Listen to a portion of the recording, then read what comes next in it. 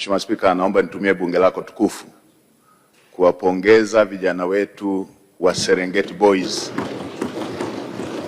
kwa hatua kubwa na yenye heshima waliofikia katika mashindano ya vijana chini ya miaka 17 kwa kucheza hatua ya fainali tena yenye ushindani na kukosa tu bahati kwa kweli ya kulileta kombe hilo hapa nyumbani.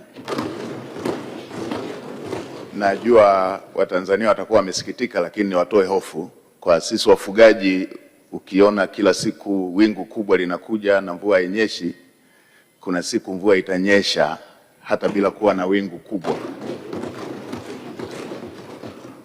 Yanga walikosa wakatolewa kwa uwiano wa magoli, Simba wakakosa kwa kushindwa tu mbinu za nje ya uwanja, na vijana jana wamekosa. Kuna siku kombe hilo linakuja na wala sio siku nyingi litakuja hapa Tanzania.